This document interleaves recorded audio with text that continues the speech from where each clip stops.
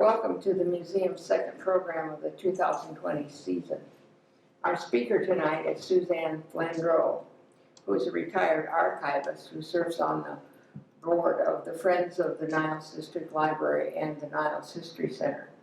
Her presentation is the role of women's clubs in the 20th century, and it complements the museum's current display, which commemorates the 100th anniversary of women gaining the right to vote. Suzanne is well equipped to speak on this topic. In her research for this program, which actually focuses on women's clubs in Niles, she used sources from both the Niles District Library and the Niles History Center for at least 3 presentations that she has done in Niles in the last year. Suzanne has a bachelor's degree from Wellesley College, a master's in library science from the University of Michigan, and a master's in history from the University of Mississippi. She spent more than 30 years in archives and special collections, including 22 years as the head librarian and archivist at the Center for Black Music Research at Columbia College in Chicago. She moved to Niles in 2012 after her retirement, but continues to volunteer in archives and be involved in community projects. Welcome, Suzanne, to Edwardsburg and to our museum. Thank you. Now I'm taking my mask off. Okay, it's on. I have slides and I have talk to go along with them. We also, before the virus hit, I was going to try to include something about Edwardsburg clubs in this talk, and that obviously went nowhere, but there is a list of things here. I'd be really interested in seeing the papers of the Monday Evening Club, which sounds a lot like the clubs that I'm going to be talking about. So I didn't cover fraternal organizations like the Eastern Star. I didn't cover sororities. I didn't cover organizations like the Lionesses that were part of a men's club. I focused entirely on women's clubs. And I covered mostly the 20th century. I start always with a sort of disclaimer, where I say my research is only as good as my sources. And I'm going to be pointing out some of the gaps in the sources as I go. I did use original direct sources, minute books, program books, photographs, things like that. And the research is mined in those sources. Women's clubs were a national phenomenon in the late 19th and early 20th century. There were national and state federations of women's clubs and national organizations like the Women's Christian Temperance Union, and of course the women's suffrage organizations, of which there were several. It was a time of huge changes for women, especially in the early to mid-20th century. And it's interesting to see how the local women's clubs exemplified the changes. So I'm sort of doing a micro-analysis of macro topics. The areas of emphasis I'm going to be covering are education, civic involvement, suffrage, community service, and work. And I'm going to start with some changes that you will probably remember that are very obvious. These are known in the History Center as the Hat Ladies. This is a picture from the Niles Daily Star, May 20th, 1957. And at that point, when you went to a tea, this is the AAUW anniversary tea, you wore a hat. And my grandmother never went out without a hat. And so things have loosened a lot with regard to formality in dress and presentation. Now here is the caption to the Hat Ladies photo.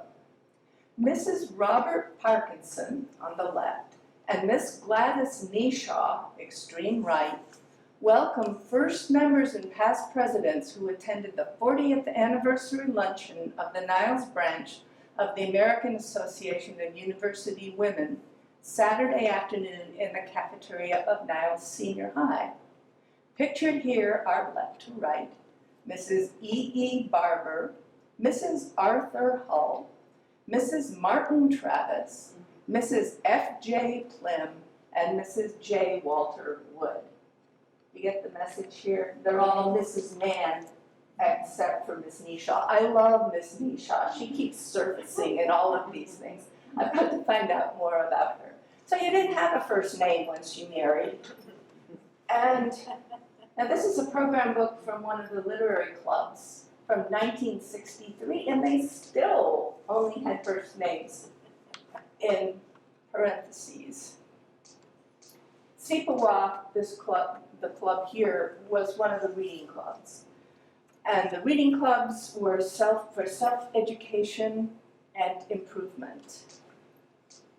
And they began in the 1870s and 1880s, which was really the height of the women's club movement. And they were for the promotion of intelligent thought and conversation and advancement in such studies as the club may decide upon. This is from the Ladies' Reading Club Constitution. In other words, we're having intelligent thought and conversation. We are not empty-headed ninnies here. We're intelligent. There were at least 5 reading clubs: the Ladies' Historical Society, which is the oldest, the Ladies' Reading Club, Sipawa Reading Club, the Shakespeare Club, and the Monday Reading Club. And we have good archives for the Ladies' Historical Society, the Monday Reading Club, and the Ladies' Reading Club, scattered materials, mostly yearbooks for Sipawa, and exactly 3 programs for Shakespeare. There may be more somewhere, it would be nice. I know that there are Sipawa papers still in private hands, and they're seriously considering donating them to an archival repository after I landed on them at one of the last times I gave this paper. This is a slide of Sipawa from 1901. Sipawa began as the JFF Club, which stood for Just for Fun. And it was a club of young women when it started. They were actually teenagers in the early 1880s, and it became a more serious study club by the early 1900s, maybe under the influence of some of the other clubs. Very few publicly accessible materials survive before the 1960s for Sipawa. But look at all these lovely young ladies in their pretty summer dresses, gathered for a picture, and the club dog there as well. The Monday Reading Club has record books in the Niles History Center, and its purpose in its constitution was for reading and improvement. And the members gave papers on art, science, and political items, and read book reviews at the meeting. So they were serious about study. The Ladies' Reading Club, which we call a split collection in archives, has minute books in the library and scrapbooks in the History Center. And in the early days, the members really did primarily read literature and study literature, but they also branched out into other pursuits. Like they made little memory books in 1880 for each other, and we actually have 3 of these at the History Center, and they're all different. They chose quotes and illustrated them with watercolors and pen and ink drawings, and they're lovely little things. They're just tiny little booklets. And they're all called rosemary leaves. Rosemary, of course, being for remembrance. The Ladies' Historical Society was, as I said, the oldest, and I think was the most serious too. It was founded in 1878, and there are minute books from 1902 with a few earlier entries from the 1890s copied into the earliest minute book. And they're on deposit in the Niles District Library. Before that, meetings were apparently much more informal, or as the minute says, without the constraints of parliamentary rules. Later on, they got more formal. Whether there's a missing earlier minute book or not, I don't know. There could be. They named themselves a historical society because they were interested in studying history as well as art and literature. And I get the impression that they were quite rigorous at their meetings. The members chose a topic for the year and then gave papers on various aspects of the topic. And they met every Monday, so they were busy. Each meeting then had an appointed critic who, I assume, gave a summary and critique of the papers. And the minutes are sometimes fairly detailed about the presentations, depending on who was the secretary at any given time. And they were very rigorous. The reading clubs are examples of the impulse for women to educate themselves informally at a time when formal education from women was much more restricted. They were self-directed, without outside sponsorship.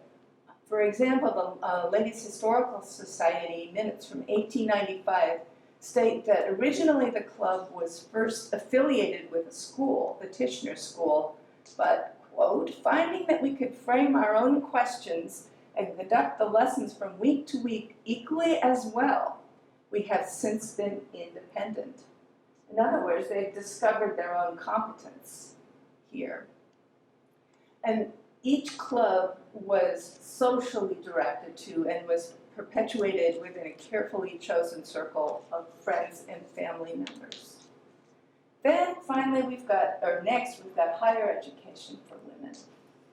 And the Niles branch of the AAUW actually began in 1916, before the foundation of the National Association, as the Association of Collegiate Alumni, to promote comradeship among college women and to further educational interests in this community. They joined the national organization in the early 1920s.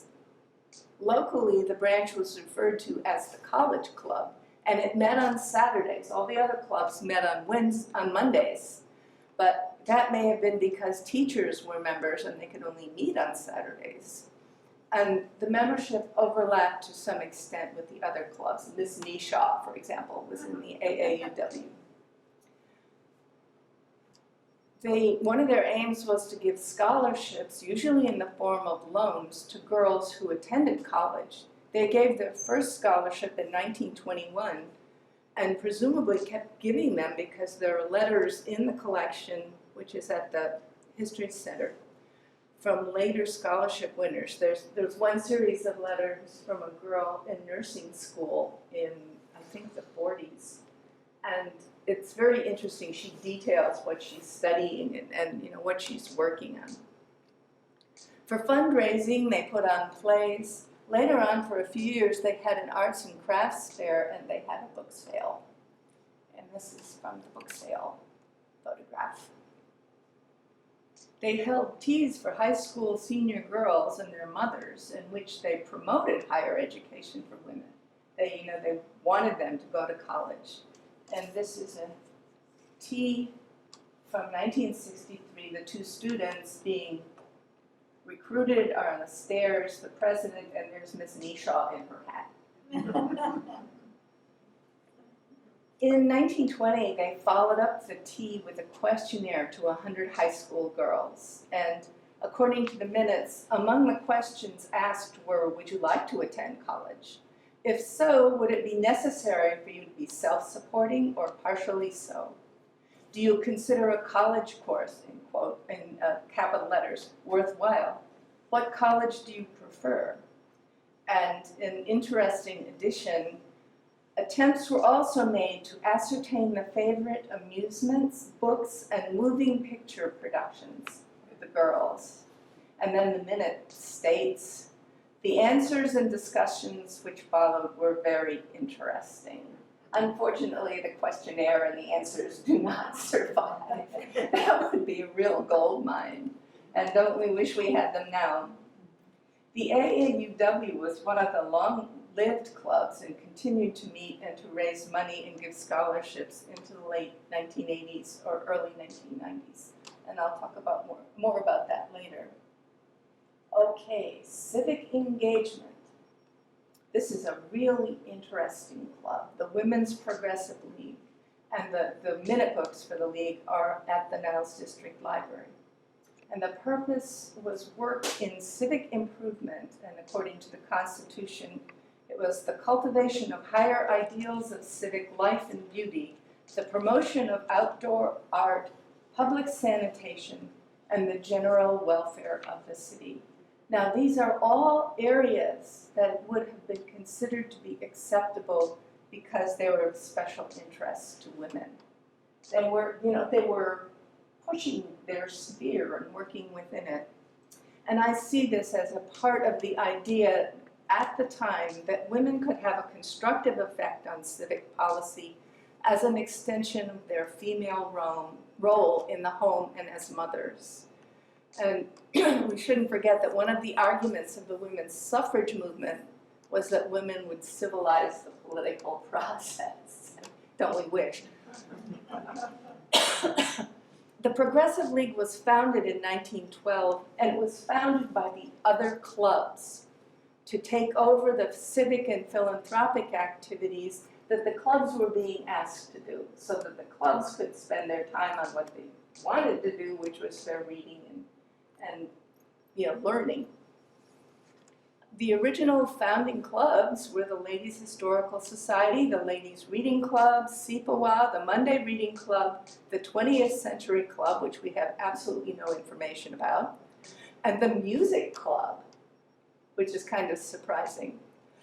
The AAUW hadn't started yet, but it's unclear that they ever joined the Progressive League. We just don't know. The Women's Progressive League joined the County Federation of Women's Clubs in 1913, right after they were founded. And the membership was quite large. Over 100 women attended meetings held in the library auditorium, the Carnegie Library there on Main Street in Niles. And the yearbooks of the various clubs show that the Progressive League meetings were listed as regular meetings of the clubs. Once a month, they all met with the Progressive League.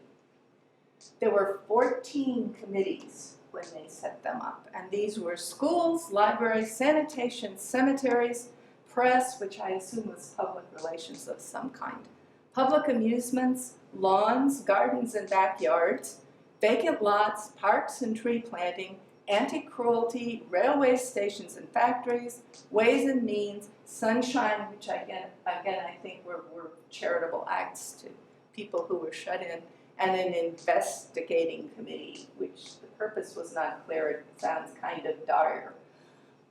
Project suggestions brought by the member clubs at the first meetings were a public park, a public hospital, there wasn't one yet in Niles, a municipal system of garbage removal, a city water system to avoid contaminated drinking water, anti-tuberculosis education, of course TB was a big problem at that point, and closing Sunday theaters.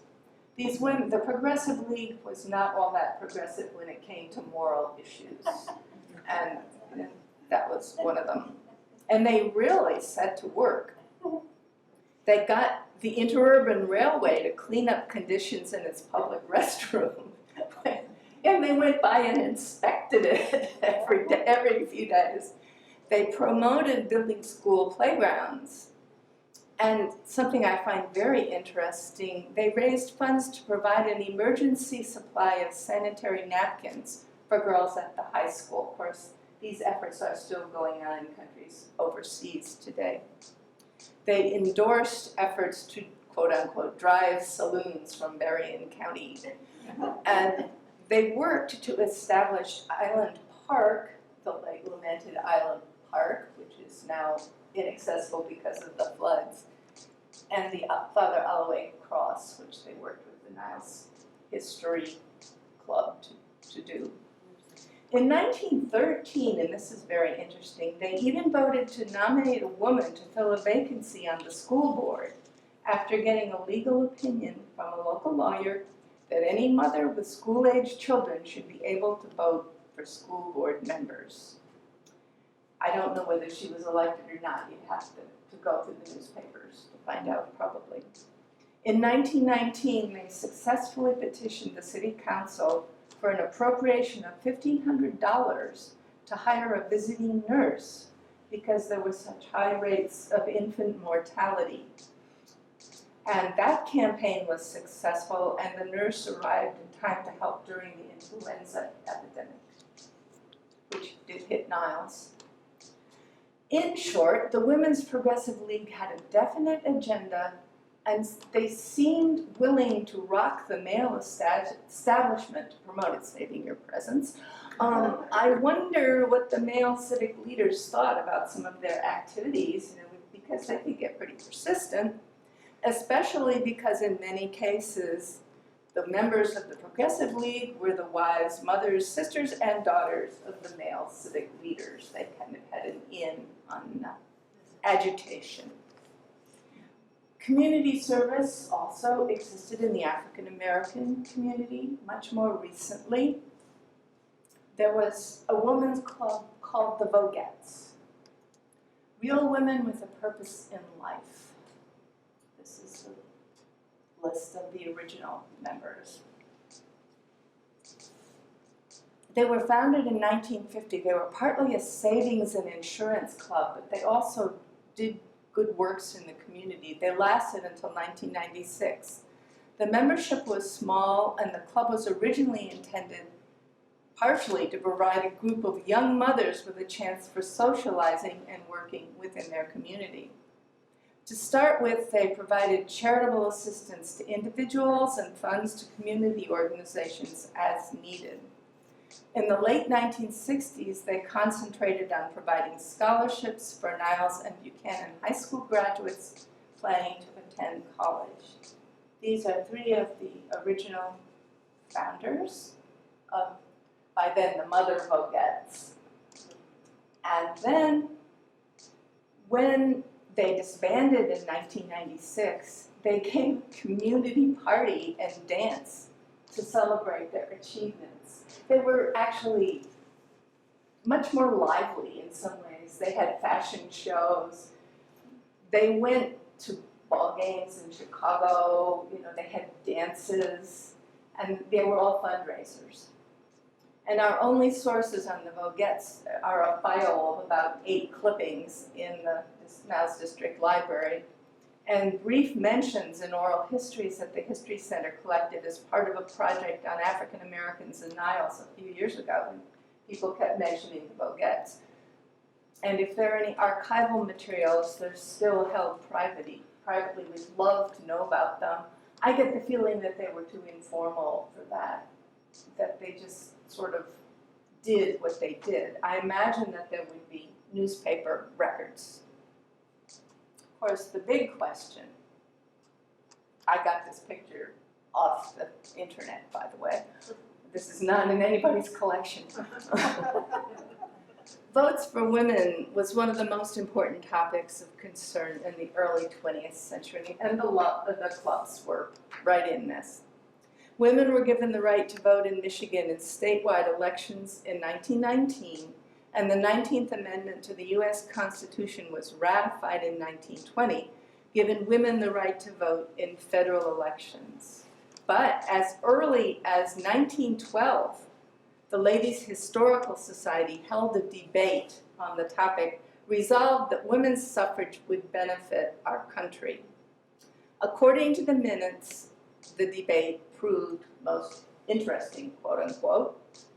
The judges, who are not named in the minutes, ruled for the negative, but a general vote of the club was taken, and the club voted for the affirmative 13-3. So I guess the only negatives were the judges. And then in 1913, the Monday Reading Club put on a play about suffrage. And in her history of the club's 40th anniversary, Ella Smith Moon describes it as a laughable farce entitled Votes for Men, purporting to be a scene in the Michigan Senate in 1950 as man feared it might be if the suffrage bill passed. Apparently, it depicted an all-woman legislature with the men petitioning for inclusions. And it turned all the arguments against women's rights back to on the men. It was such a hit that it was repeated again. And this slide an undated clipping from the repeat performance when men were fighting for their rights on the political scene. In 1916, the Progressive League's constitution was amended to add a suffrage committee, and there was much discussion, and there were conservative women in the Progressive League too, but the amendment passed. And the chair of the suffrage committee attended in reporting on meetings of the County Suffrage Association, this is Berrien County, and reported on the celebratory luncheon that was held in St. Joseph after women won the vote. After the passage of statewide suffrage in Michigan, the Progressive League actually had a school of instruction for women voters in 1919, complete with sample ballots and a discussion of current issues. The club sent out 4 of its members per ward in Niles to knock on doors and encourage women to register to vote. And the purpose of the vote at that point was to pass a bond issue for sewer and water treatment, which of course was very important, and to defeat an amendment that would have allowed the sale of light wine and beer. In 1920, this committee was replaced by what was called the Legislation Committee, because they had the vote then, that reported on upcoming legislation, state legislation, especially as it related to issues of importance to women. So again, education legislation or anything to do with public health or something would have been something that the legislation committee would look into. Beginning in the late teens, the clubs for which we have minute books seem to have taken greater interest in civic, state, and national affairs. You can tell from the programs that they gave. And also on the national level, in 1922, the AAUW was asked by the national organization to contact their federal representatives to express disapproval of a heavy tariff that was placed on foreign books and medical instruments in a pending bill because it was, quote unquote, a handicap on education. And here's where the sources fail. We don't know what, if anything, the Ladies' Reading Club did, because the minute books from 1890 to 1923, which covered the big suffrage period, are missing. They're gone. The early 20th century was a time of great change in women's political role, and so the clubs were increasingly active example of this trend. Now, all of the national ferment is reflected very locally here. Okay, the final area is work. The women in the reading clubs and the civic organizations were middle-class women with the time for self-education and civic projects and the desire to work for their projects through their clubs, to organize. What about working-class women? We have a series of photos at the History Center of the Simplicity Needlework Club from the 1930s. There are mostly young women here busily sewing away. There's one of them knitting, there's one of them crocheting, I think. Simplicity Pattern Company was undoubtedly the largest employer of women in Niles.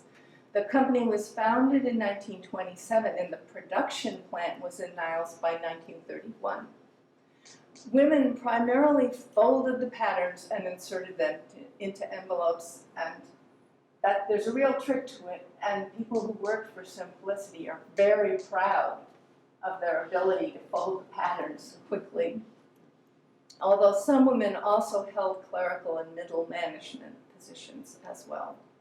Simplicity took an interest, maybe a kind of paternal interest, in their employees and provided clubs and activities for them. There were sports teams. There was a men's basketball team and a women's softball team. And they also had a band, which would play for the flag raising at Simplicity every day. But what about women who were not employed outside the home, and especially on family farms? We are so lucky at the History Center to have this collection. the Portage Prairie Home Economic Club. It was organized in 1926 with outside sponsorship under the direction of the U.S. Department of Agriculture, Michigan State College, Berrien County Agricultural Agent, the Berrien County Farm Bureau, and the County Committee of Home Economics Clubs. There were a lot of them. By 1950, there were 61 home economic clubs in 4 districts in Berrien County. You can understand that because farm women would be dispersed.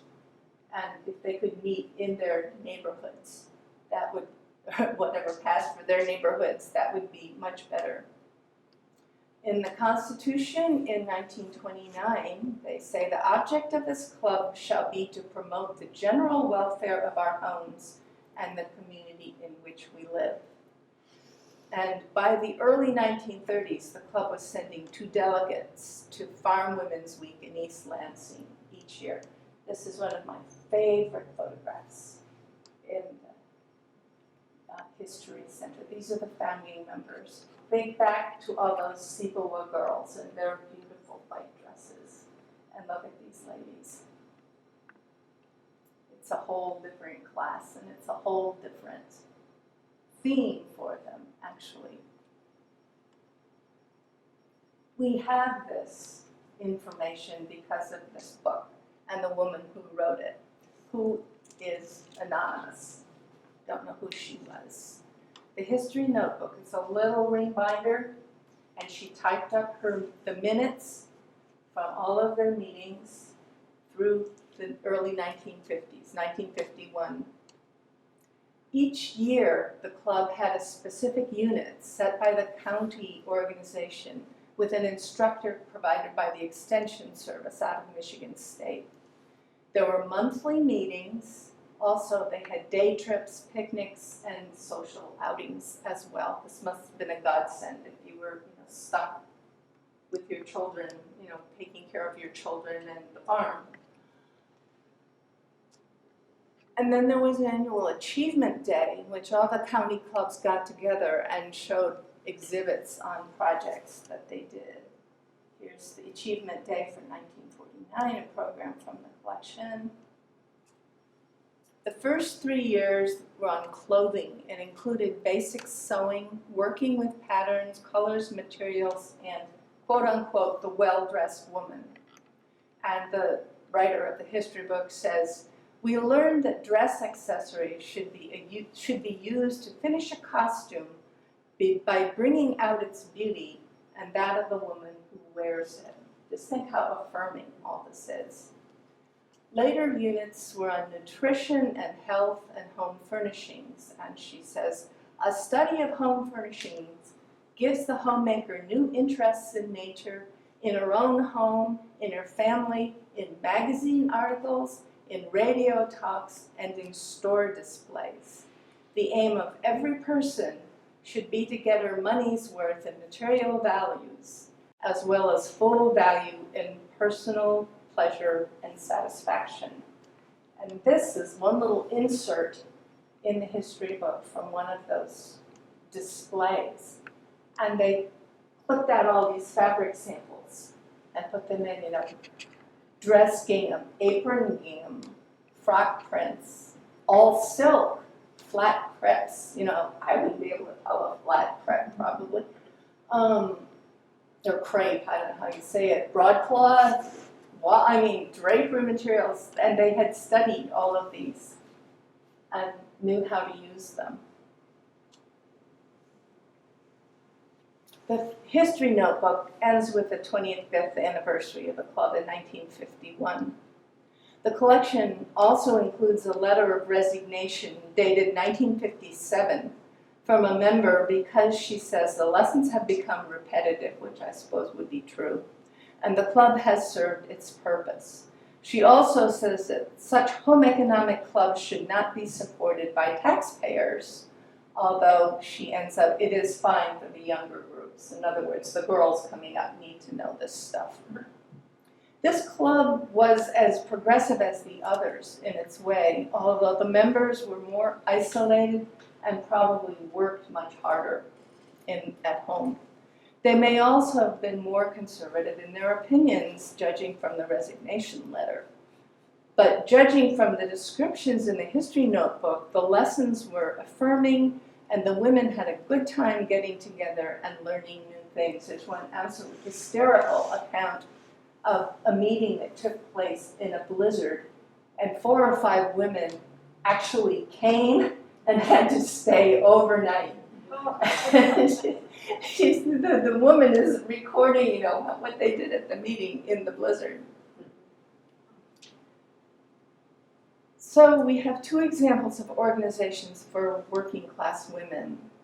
And the irony is that as opportunities for work opened up for middle class women, it meant the slow demise of some of the clubs.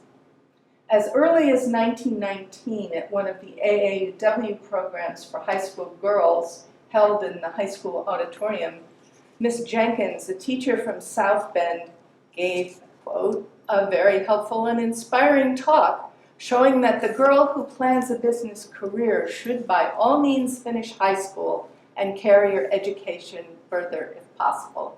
In other words, business careers were already on the radar. By the 1970s and 1980s, many women did in fact have business careers. Niles, I guess, had a business and professional women's group, but I don't know that any papers exist. This then led their attention away from the women's clubs and their original purpose. They simply didn't have the time to meet during the day for luncheons and teas, to give book reports, or to prepare papers to read for their fellow members. There were other civic organizations that opened up to women members also, which gave them better opportunities for networking or for accomplishing civil goals. I don't know when exactly the Rotary began to allow women. The Rotary in Niles just disbanded a couple years ago. And that would have been one that women could eventually join.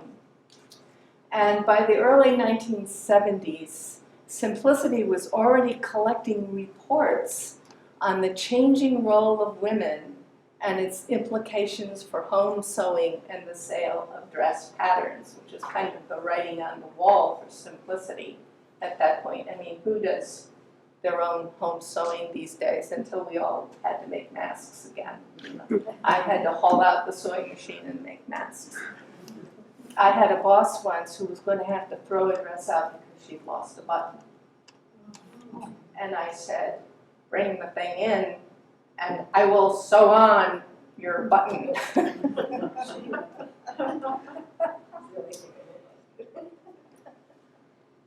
In a draft letter from the early 1980s, the outgoing president of the AAUW pleaded for member support if we are to survive, adding, quote, that many changes have occurred in the past few years.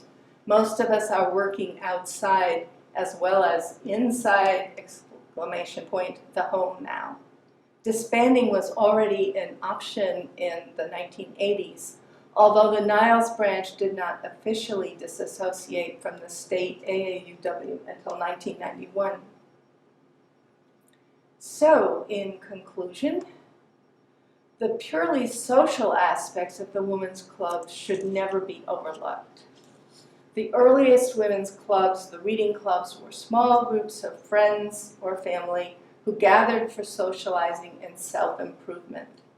For the Monday Reading Club, this meant time well spent in study and pleasant recreation. Or for the Ladies Reading Club, the promotion of intelligent thought and conversation, and advancement in such studies as the club may decide upon. The object of the Ladies Historical Society was to promote the literary interests of its members, broaden their aims, and accomplish learning widespread and beneficial in its influence. The AAUW specifically included promoting comradeship among college women in the statement of its purpose. The Vogettes were young mothers who wanted the opportunity to socialize formally and informally while serving their community. The Portage Prairie farm women undoubtedly enjoyed getting out of the house to socialize as well as to learn useful lessons. You can see that by the fact that 5 of them showed up in a blizzard. The movers and shakers in the Women's Progressive League had their friendships from the member clubs to unite and support them. Already in 1934, Grace Burns, in A Brief History of the Ladies' Reading Club, comments that the change in women's thought and attitude, as well as her social status, is revealed very clearly in the club's program books, which would be the next place to go to study these and the subjects that they studied. This is true about every club I have discussed here. Women organized for self-education, to promote formal education, and for service and civic work. Even with gaps in the records, the importance of local women's clubs to women in Niles and to the community itself is very clear, while the existing records also exemplify the changes going on in the wider world around them. Questions?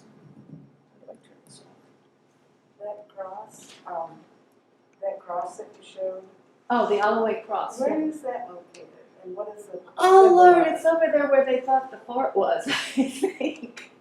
The fort has moved around quite a bit in the history of Niles, but I think it's over, there's kind of a bunch of monuments over there, and one of the, on 4th Street, and one of them is the Father Alloway Cross. Don't ask me who he was one of the first Jesuits to Oh, come does through it now. mark his resting place then? It might be, I don't, it Okay, could I be a just wondered grave, what- yeah, he's one of the Jesuits that came to educate the Indians. You mentioned that some of your things were stored at the museum and some at the library. Now, how do you make that decision? Well, the clubs made the decision, and I think it was partly by who they knew. If they knew somebody at the library, then they would, put their papers there. And if they knew somebody at the museum, or if they were active at the museum, they would put their papers there. The museum didn't start as an archives. It kind of just grew as an archives. So, you have to go both places, but they're just across the parking lot. Do you think the home, the prairie things were the start of, or eventually to the 4-H? I'm sure it was connected because it was run out of the same department. The extension service started the 4-H too. Yeah, that So mom was learning how to can sew and stuff, and then the kids were sort of roped in. eventually, yeah. 4-H. And the young girls would come in. Just, plain old social clubs. I have a lead on a social club from out in Berrien County. And, the virus kind of intervened, but this woman has found about 2 boxes of letters and things from a purely social club. So, the women got together just for support. I love the Portage Prairie book. That one is, the woman is so funny who wrote that. And it reads like a novel, it really does. It's great. My mother was a member of the Home Extension Club, Home Economic Club. I remember that every summer they planned a big trip for the kids, Mm-hmm. and she really enjoyed it. It was a nice outing. So, It must have been just such a good thing for these women. And, the way she structures the minutes, and she's quoting the instructor, it was so affirming. And you look at the picture of those women just absolutely beaten down, and to be affirmed like that must have been wonderful. Thank you. Okay. Appreciate it. Happy to do it. Just the lone